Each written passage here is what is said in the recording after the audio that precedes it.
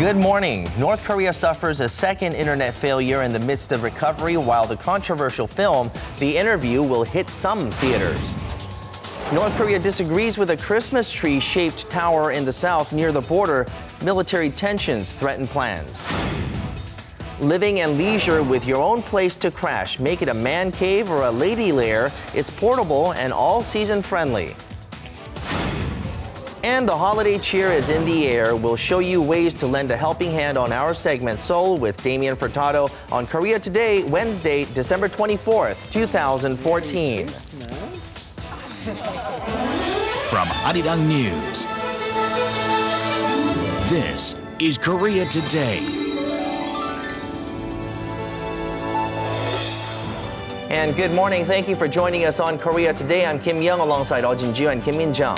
Good morning. As we head towards the year's end, a lot of fundraising and charity activities and events are taking place in the country. And one of the most common ways to make your donation is through the Salvation Army's Red Kettle. That's right. Today is Christmas Eve, and Christmas is really about the spirit of giving and sharing and loving, of course. And the best way really to give is to donate, of course, and many people are pitching in the Salvation Army kettle. And guess what? Lotte Group decided to donate to the people who donate themselves as well, and they've donated a bunch of pepero, these chocolate sticks that are popular in Korea. So you can, the next time you pitch it in that kettle, you get a pepero. Wow. For free, right? For free. Well, I'm pretty sure they don't have much to lose after making a killing on November 11th on that pepero day, right? So they're giving, so why not you? Go out there. I haven't done it yet. It's been a little bit cold, so I blame it on the cold. But today I will make my way out there with my credit card at hand and make my payment and my donation through that. And pick up a box of pepero. That's right. All right.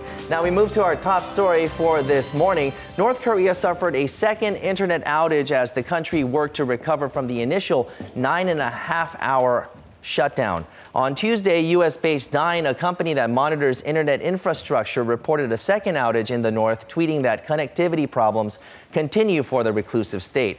The round of service shutdowns exposes the vulnerabilities of Pyongyang's web infrastructure, coming less than a week after being blamed as the culprit for the cyber attack on Sony Pictures and following U.S. President Barack Obama's vow to respond to the cyber attack. The White House and the State Department declined any comment on the matter. In related news, Sony Pictures is releasing its controversial movie, The Interview. The root of the debacle will be in theaters after all on Christmas Day, but likely in fewer than 100 indie theaters across the United States. President Obama applauded the move. The Korean government has revealed plans to invest 20 trillion won, or about 18 billion US dollars, in developing green energy over the next 10 years. The Ministry of Trade, Industry and Energy said Tuesday it has selected 75 key projects and more than 270 core technologies to be developed as part of the third stage of the government's energy development blueprint. They include developing next-generation renewable hybrid energy and the Internet of Things technology, as well as enhancing energy storage systems over the next decade. The ministry plans to invest $11 billion and attract $7 billion more from the private sector, especially from small and mid-sized companies, until the year 2023. The government hopes the implementation of the energy plans will create some 100,000 jobs over the next 10 years. With a number of cancer patients and survivors having surpassed 1.2 million, figures show a clearer perspective on cancer statistics in the nation. The data compiled by the Ministry of Health and Welfare and the National Cancer Center showed that the cause of cancer in 66.2% of cases could not be determined, but 33.8% were caused by smoking, drinking, and obesity, among other factors. Helicobacter was the majority cause of gastric cancer in Korean citizens, while there were no other specific factor which caused lung cancer other than smoking. A combination of smoking and drinking were posed as the biggest risk in a significant percentage of cancers, while untreated infections and viruses also played a large role.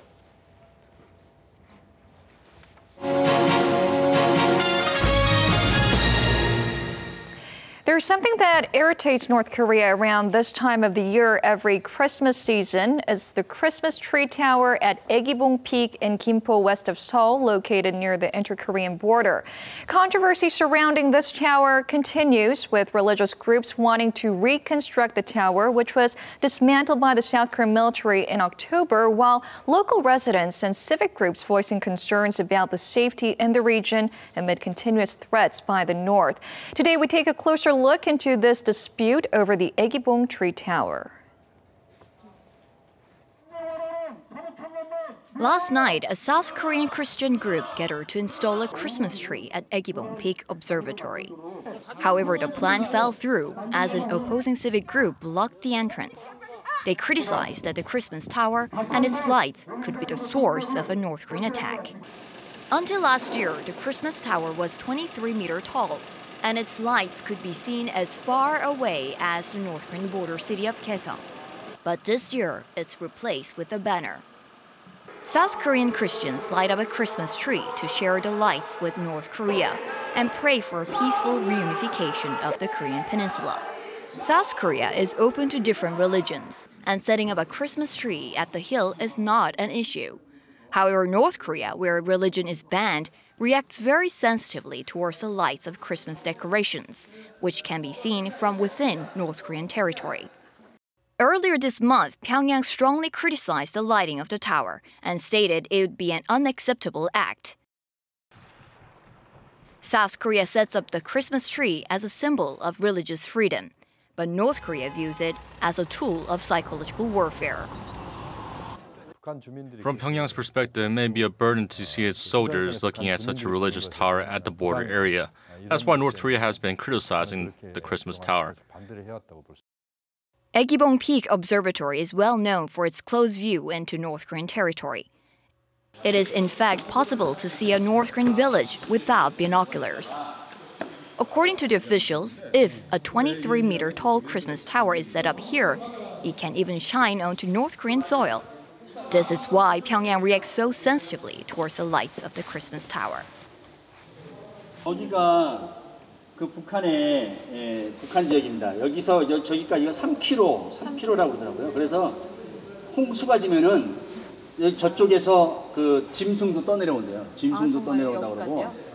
The Aegibong Christmas tree was first constructed in 1954 when a South Korean Christian soldier installed a Christmas tree wishing for peace on the Korean peninsula. Ever since then, Christians in the South would gather here and hold a special service. Reverend Kim Guk-do has been an active supporter of the Christmas tree tower. As he comes from the north, he believes the lighting of the tower has an immense impact on the north. It drew much attention when a North Korean defector testified that he defected to the south to see the Christmas tower. I come to Aegibong Peak every year, and some North Korean defectors tell me that they fled the north to see the Christmas tower. So I'm sure that the two Koreas will reunify soon. Though Aegibong Christmas tree was lit on and off throughout the years, in 1971, North Korea began to strongly voice their criticisms and opinions about the tree to the south every holiday season. As Pyongyang threatens to use artillery fire to destroy it, some religious and civic groups have become opposed to the Christmas tower. The Defense Ministry has been conducting psychological warfare by putting a religious group at the forefront. In fact, the major damage goes to the residents in the border area. Experts say it's difficult to predict how the North will react this year. Why does Pyongyang react so sensitively towards the Christmas tower? North Korean defectors say it's due to the lack of power in the North. Due to the lack of power, ordinary citizens in the north cannot use electricity. The Christmas tree is a symbol of hope for North Koreans. Visually, they can see that South Korea is well off with an overabundance of electricity. If we don't illuminate that tower, we're crushing the tiniest hope of the North Korean residents. Promoting freedom and peace, the festive season is in full swing around the world, but not for North Korea, which still remains in the dark. So instead of disputes over the Christmas tower, perhaps it's time to discuss specific plans for peaceful unification on the Korean peninsula.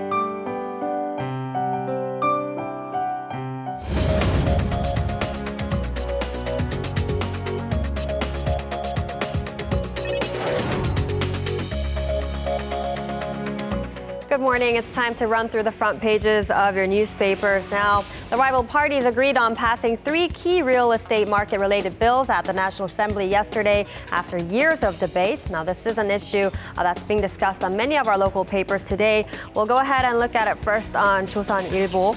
And the top headline here, it says 3 real estate laws unshackled. So the ruling and main opposition parties were able to finally come to an agreement on a set of pending real estate laws.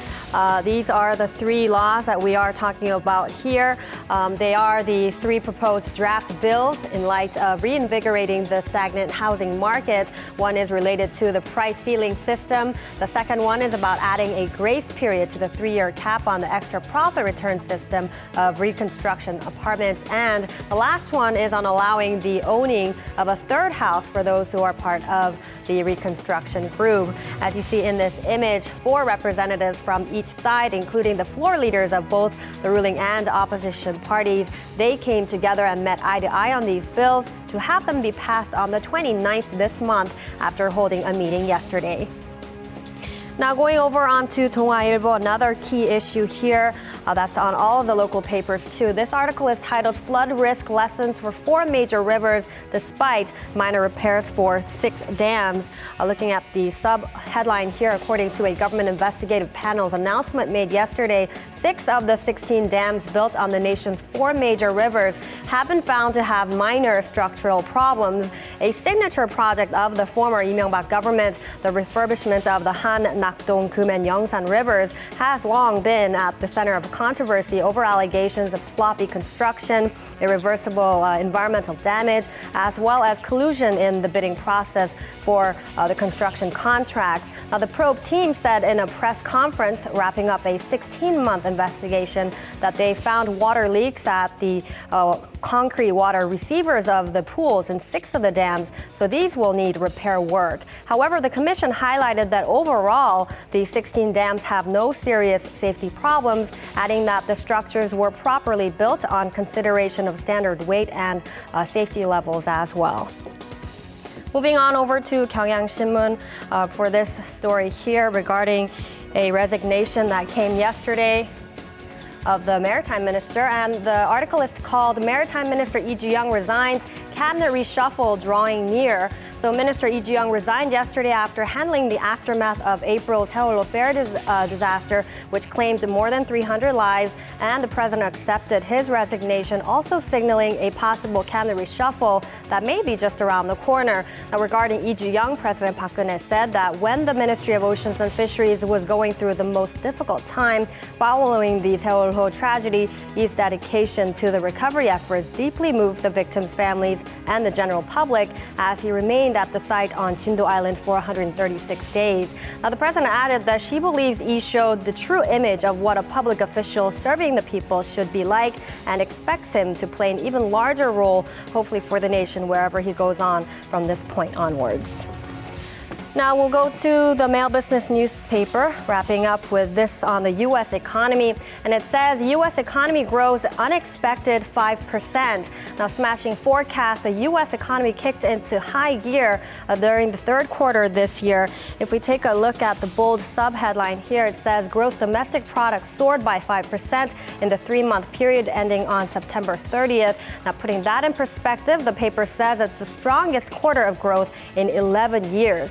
And the more optimistic assessment of economic growth was driven by stronger readings of consumer and business spending as well.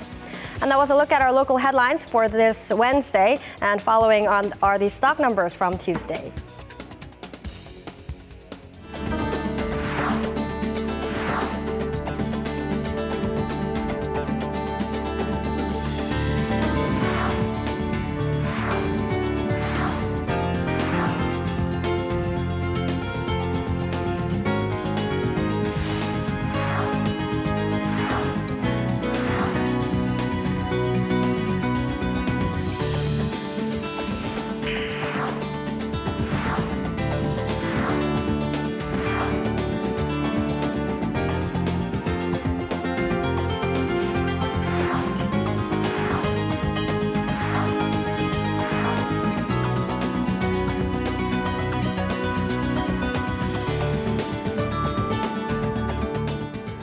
all, today is Christmas Eve, and Christmas is really not about one religion in Korea anymore. It's a combination of religion and culture and all the festivities in between. And right? Basically, it's all about party time for the couples and the singles out there and presents for the kids. But regardless, it's a festive holiday.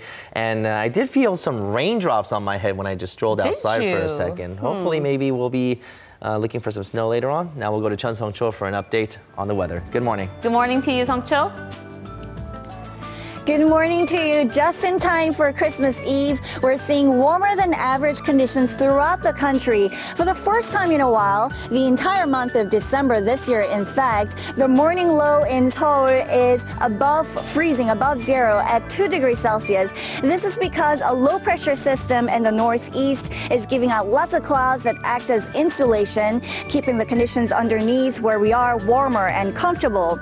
And this system with a frontal boundary behind it is also going to provide some precipitation to the central regions in the form of either rain or light snow. It is, in fact, drizzling on and off here in Gyeonggi-do province. The amount, though, won't be significant, less than 1 centimeter for most regions and up to 3 centimeters for Gangwon-do province this morning. The east coastal areas will be an exception, though, so dry conditions there are expected to continue with advisories and warnings already in effect. People there should definitely be careful when handling fire especially. And on top of that, there's also a chance of light yellow dust in the western central regions. So we're facing many different conditions today.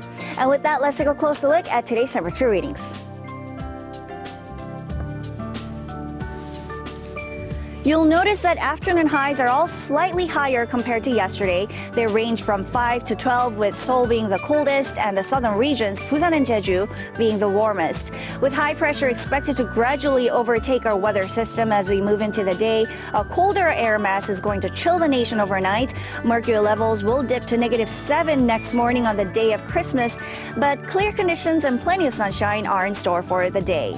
This is all from me with the weather forecast, and I'll be back later on Hot Items.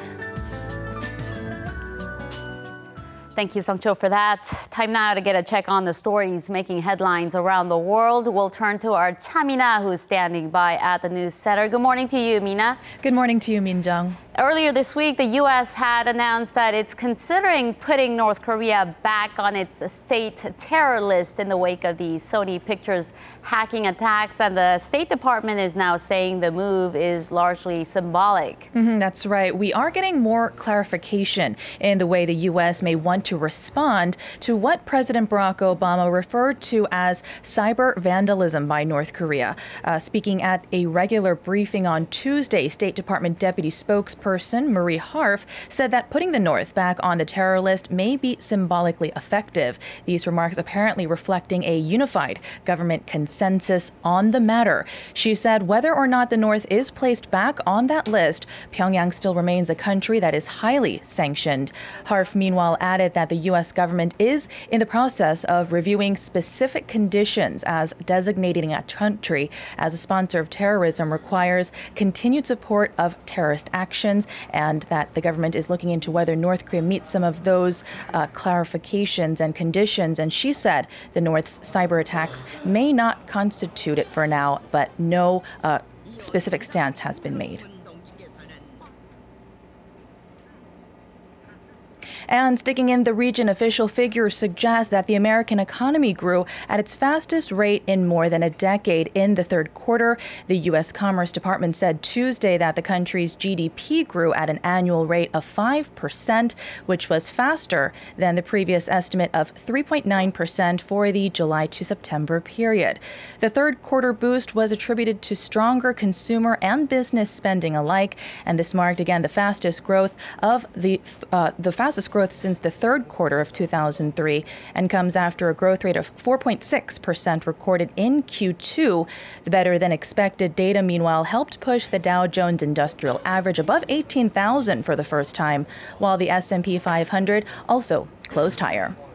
And over in China, doctors at a hospital in the northwestern part of the country have been punished for taking group photos or group selfies next to apparently unconscious patients after surgery. And they posted these pictures on social media. That's right. This follows immense backlash that was triggered after a series of these so-called surgery selfies were uploaded on China's Sina Weibo in August. Now, these pictures show doctors and nurses at the privately run Fengcheng Hospital in Shanxi province decked in scrubs. They were posing with patients on the operating table in the operating room. And according to reports, the Qian Bureau of Public Health has removed now 3 top executives from administrative duties at the hospital, while other staff pictured in the photos have been reprimanded and docked 3 months' pay. What were they thinking? Not a smart move. Not the smartest move at all. All right. Well, thank you, Mina. Thank you for having me. Now, stay tuned because we're going to think outside the box today and show you a new way to cover living and leisure inside a container box. It's portable, sturdy, and all-season friendly. We'll bring you the details on our hot items. Don't miss out.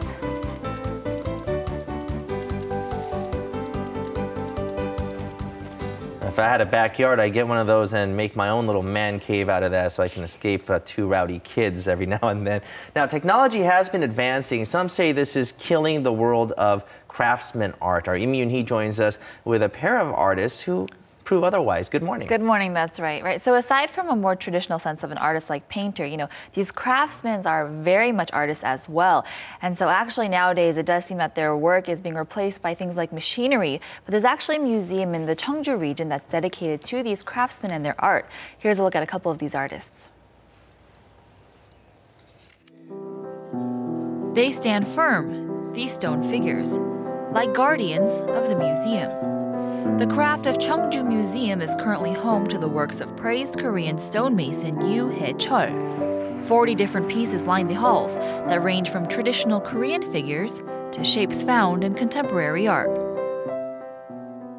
I take the stones from the earth and polish them, as well as try to form them into these works.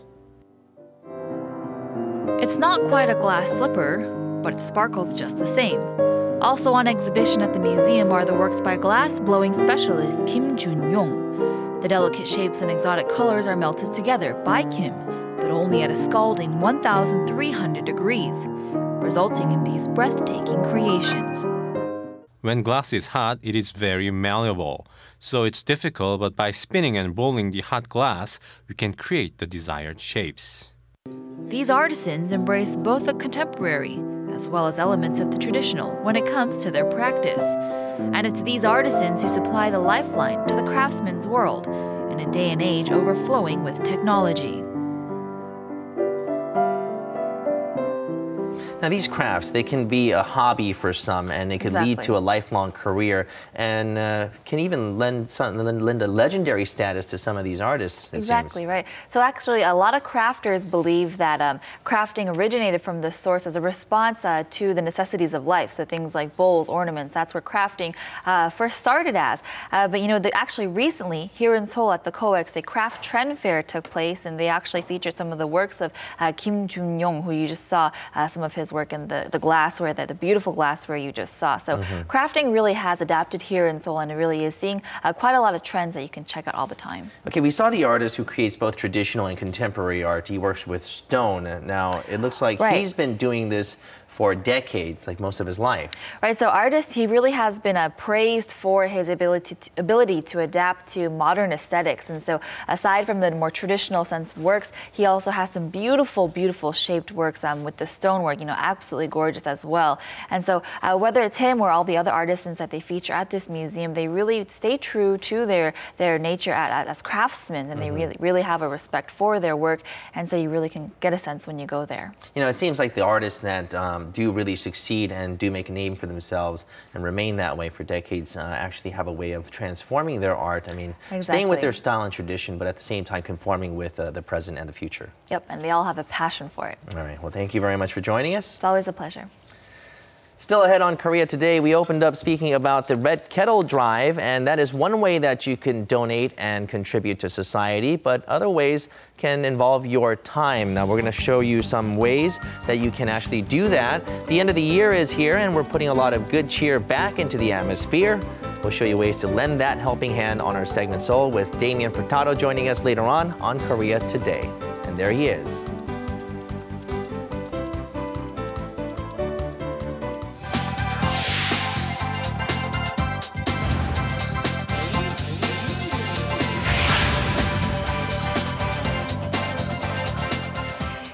Motor Company's new SUV model Tivoli is set to be launched next month, and it's all the buzz right now. That's right, and it's not just because of its unique features that's catching people's attention, but it's the so-called 이효리 effect that's behind this car. Let's turn to our 서미소랑, who will tell us about the 이효리 effect, the beautiful 이효리 effect. Good morning, yes. Good morning. So, Tivoli, this is it. Compact SUV pre-order sales began Monday, but to tell you about the 이효리 effect, let's first rewind back.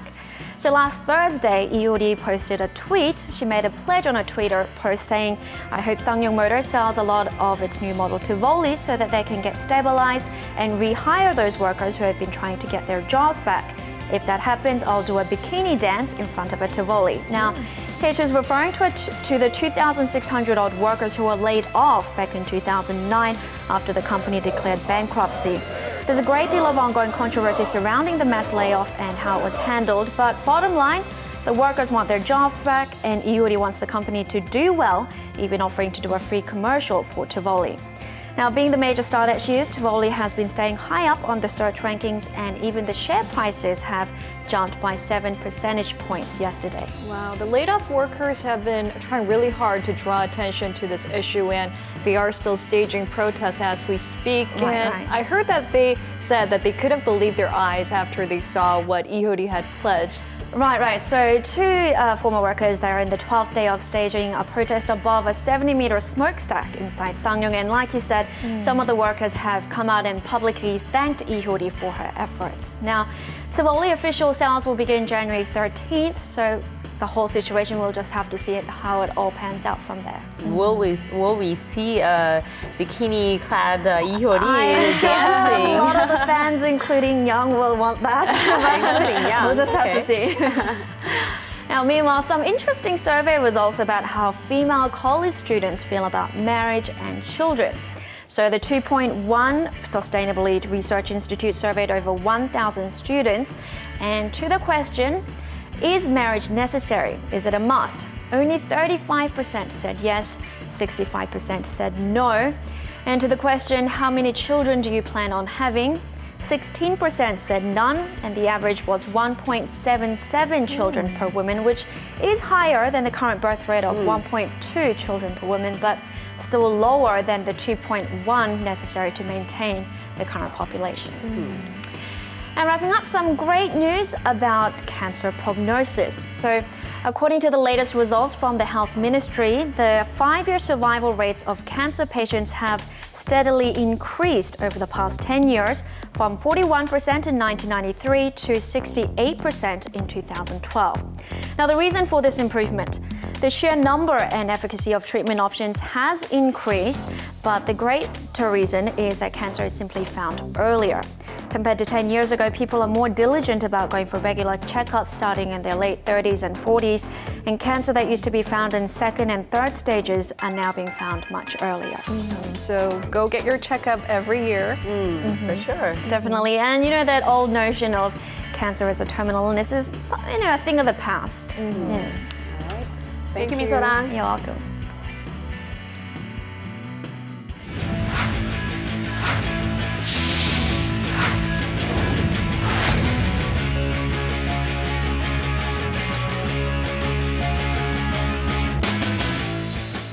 A good Wednesday morning to you all as we kick things off with the 2014 KFA Award ceremony, which took place on Tuesday afternoon as the Korea Football Association honored some of the top footballers of the year. And for the second straight year, Bayer Leverkusen star Son Heung-min was named the KFA's Male Footballer of the Year, as he currently has 11 goals in 26 matches so far this season, on pace to break his career high of 12, which he set last season. Now, also for the second straight year and fourth time overall, Chelsea Lady star Ji So-yeon was named the KFA's Female Footballer of the Year as she helped her club finish second in the FA Women's Super League in her first season with the team. And now moving over to women's golf, where 17-year-old Lydia Ko capped off her impressive 2014 season by jumping up to number 2 in the latest world golf rankings. Now, the Korean New Zealander, who finished off the season by winning the CME Tour Championship and cashing in a total of $1.5 million last month, surpasses Stacey Lewis and is now ranked number 2 in the latest world rankings. Ko, who made her professional debut last year, became the youngest rookie of the year and made an impressive 41 consecutive cuts. Meanwhile, Park In-bi remains at the top of the ranking for the 9th straight week, with Yu So-yeon and Kim Hyo-ju ranked 7th and 8th respectively.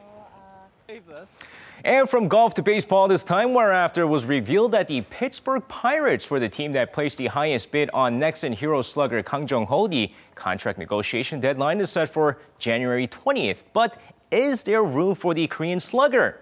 Now, the Pirates, who finished second in National League Central this past season, has been lacking power, and Kang Jung-ho might be the guy they're looking for. But with the uncertainties on which infield position he might play, the competition in the infield is fierce. Now, currently, Jordy Mercer is the starting shortstop, followed by Neil Walker in second and Josh Harrison in third.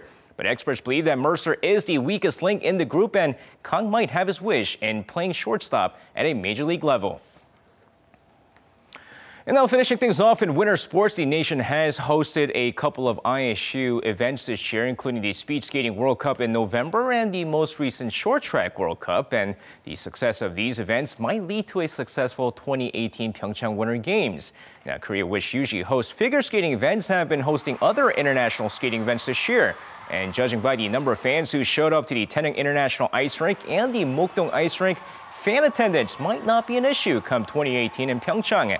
Now, according to Kim Dong-sung, a former short track star, he's been impressed with the way the international events were organized and is hopeful for bigger international events. And that's going to wrap it up for me. This has been SJ. Have a great rest of the day and see you guys again for your sports needs.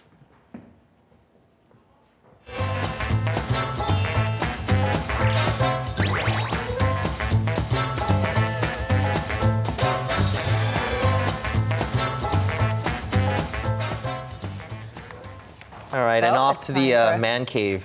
I've been looking forward to this because, you know, everyone needs that little personal space sometimes, right? Of course. And if you can afford it, and if you do have some space left over somewhere in your yard, maybe you might be looking into this. You know, it could actually be a great Christmas gift. These container boxes. Or a business who knows? item. I might set it up in front of our station.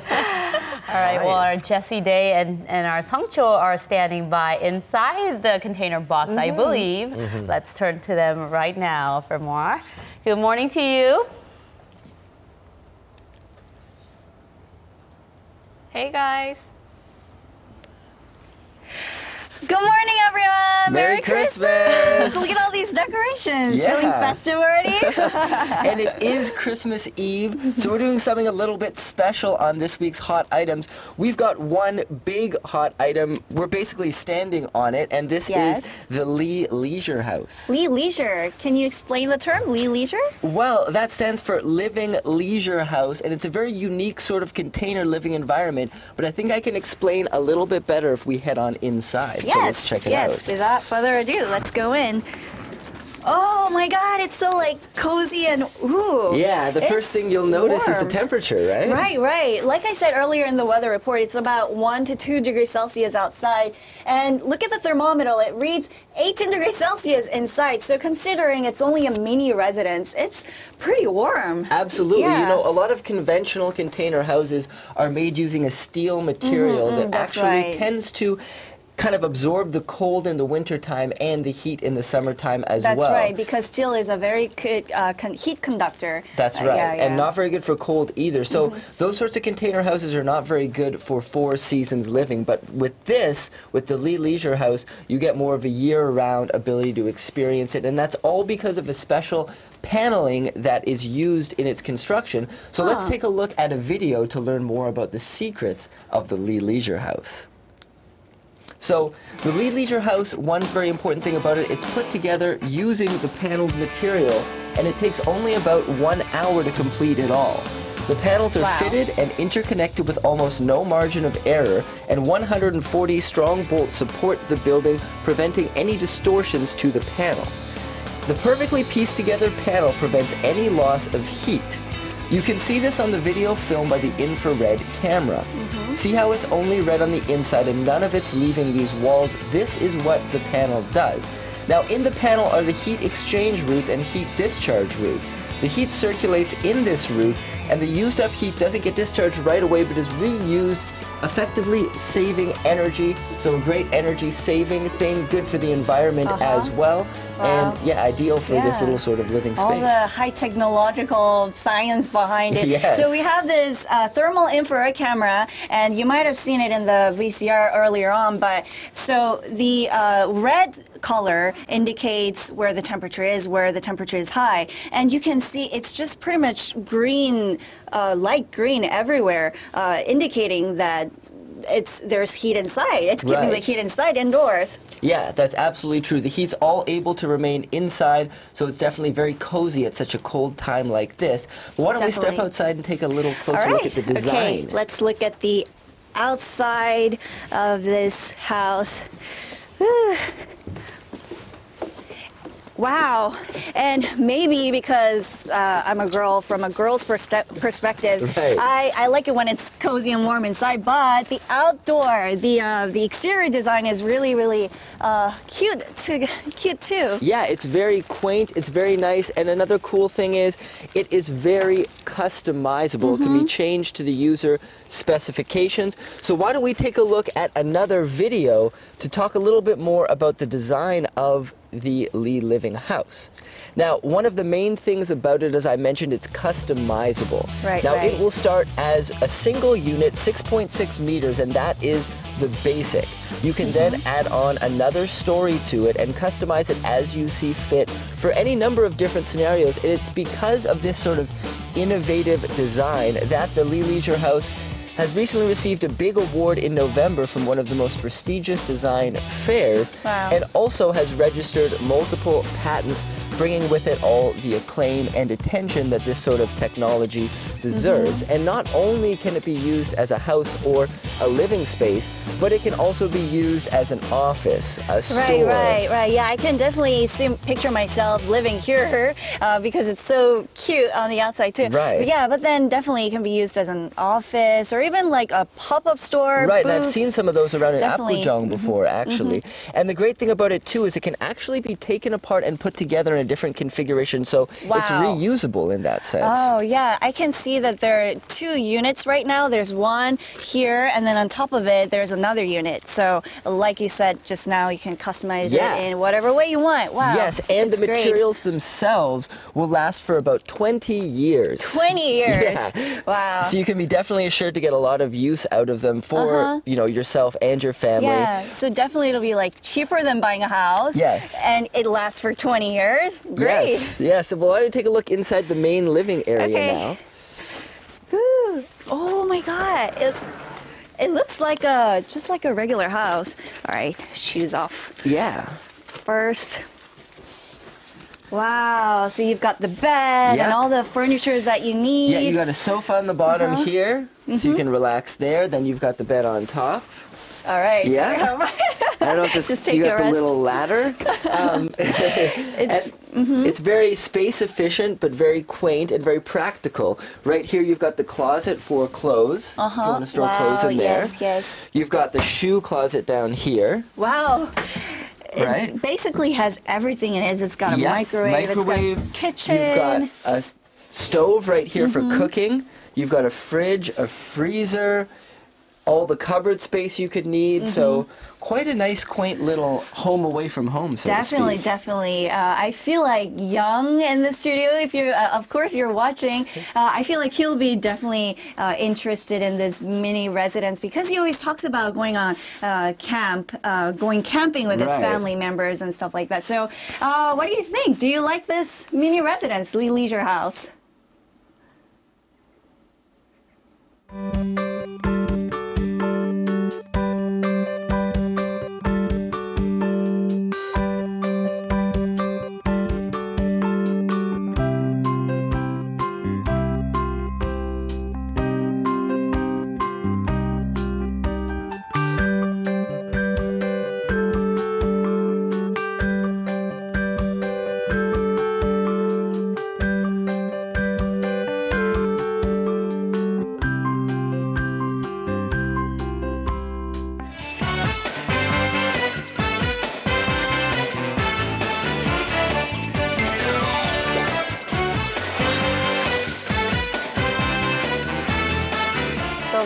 what do you think? Do you like the house, the container house? I think I just found my new retirement home.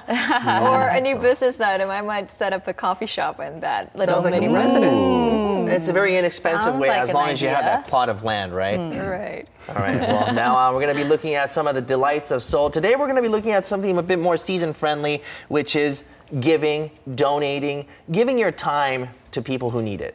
Joining us is Damien Furtado for more. Good morning. Good morning. Good morning, everyone, and Merry Christmas. Merry Christmas. Now, every year around this time, the Salvation Army red donation kettlebells can be heard in every street. And stories of giving and sharing help to keep us warm when it's freezing cold. Now, opportunities to share can be found all throughout Seoul as well. Now, I took part in sharing the love, and actually, it was quite a special experience. Let's check out these scenes of sharing, full of warmth, compassion, and love. I'm at Songdong-gu District Office, where a meaningful charity event is underway. Now, the auditorium is full of people who are about to take part in the Songdong-gu Secret Santa event. Every Christmas in Seoul, volunteers in their 20s and 30s lead a charitable event in different regions, dressing up as Santas to visit the children in need in each district to give them Christmas gifts.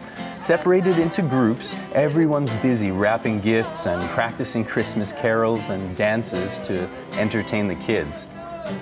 I took part because I want to protect the kids' childlike innocence, and also because I thought it would be fun and fulfilling for myself as well. Now, once all the preparations were done, I turned into a Santa myself. All right. I'm feeling very merry. Well, we're off to make some unforgettable memories by sharing and loving so our neighbors can have a warm and wonderful holiday. Merry Christmas! Ho, ho, ho, ho! You should have worn a pair of glasses. And gained about 50 pounds. The Secret Santa of Love campaign first started in Gumcheonggu District back in 2005. Now today it is a large-scale event frequented by various young adult groups, students, and other residents in a total of 13 districts, including Gumcheonggu. It was a cold day, but the Secret Santas went looking for the kids from one alley to another, feeling nervous. The most important part is the surprise. Okay, Is that your we're Rudolph? going to go secretly inside and surprise these kids. Come on.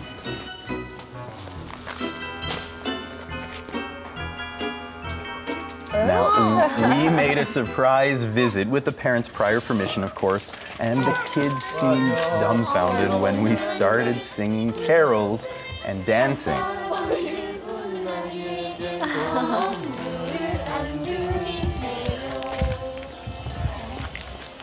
Now, the kids were so cute as they shyly and innocently awaited Santa. Who is that bearded man? He's thinking.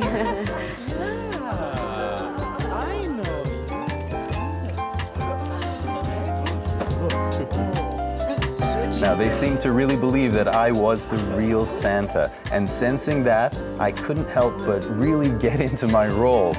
Seeing the happy smiles on the children's faces after giving them the gifts was more than I could ask for as a Christmas gift.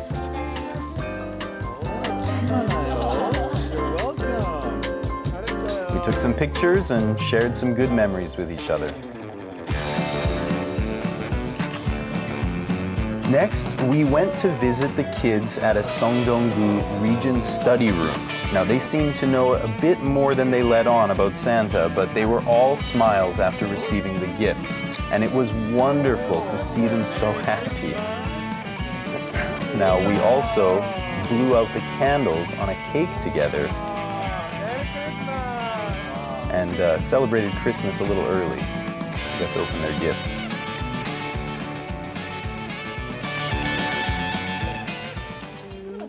I'll do my homework well and help my dad a lot too. Now, time flew by as we went door to door to be the kids' Secret Santa. It was a very special experience, full of love and compassion. And if you want to know what that feels like, you too can put on a Santa suit to share the joy of the season with the children.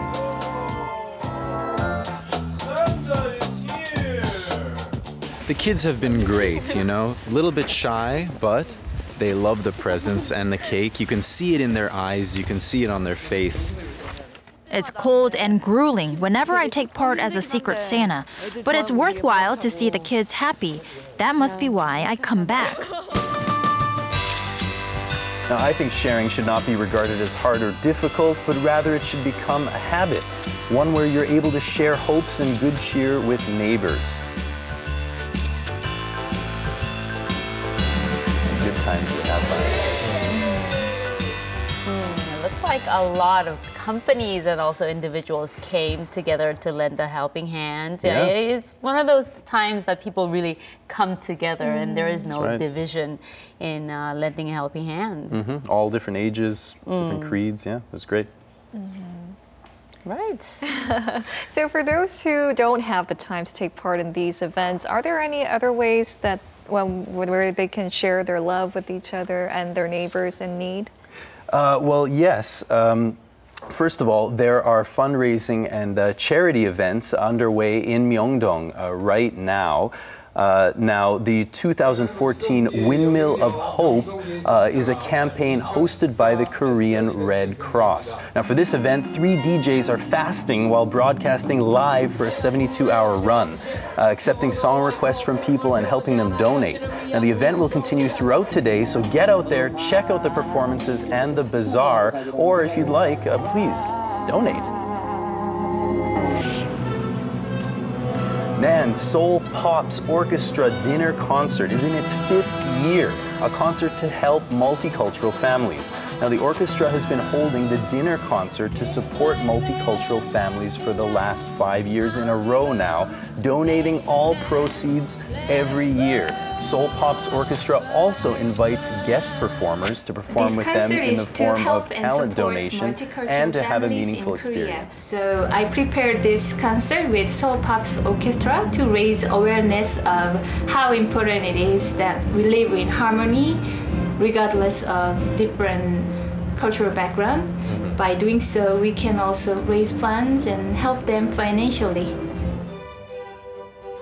Now, Ginger, you mentioned people who don't have enough time to make it to these events. If you missed out on the events because of time commitments and your busy schedule, you can participate in what's becoming more commonly known as Funation. Now, it's a new way to share and donate. For example, Big Walk is a smartphone app that lets you donate just by walking. Another app, Tree Planet, is a game that lets you enjoy and donate trees at the same time to protect the environment. The website Be Kind allows you to easily collect donations instead of gifts on your special days. And you can also always donate by giving blood, which is extremely important to many people. Right. So many different ways you can donate and take part in this good cause. It doesn't have to be anything fancy, not a lot of money involved either. You walk-a-thon, donating blood, anyone can do, right? Yeah, these days there are a million ways to donate and feel good about yourself during the holiday season. Right. Yeah, I'm interested in that Big Walk application. Oh, me too. Maybe we should turn that app on. You don't have to walk. I have to walk. And lose weight while you're at it. There you go. Best of both worlds. Give and lose. That's perfect. All right. Thank you so much, Damien. My pleasure. All right. Well, our Songcho and Jesse are not quite done yet, I think. They're still in my dream house, my retirement home in the future. I had thought about getting this as a Christmas gift. Maybe not. Maybe not this year. Maybe 10 years down the road for you. It's fabulous. All you need is a big, huge screen TV and a couple of game consoles, a computer, internet, some newspapers, and I'm done. I don't even need food, right? All right, we'll take it back to Songcho and Jesse, who are there right now on location. Back to you guys.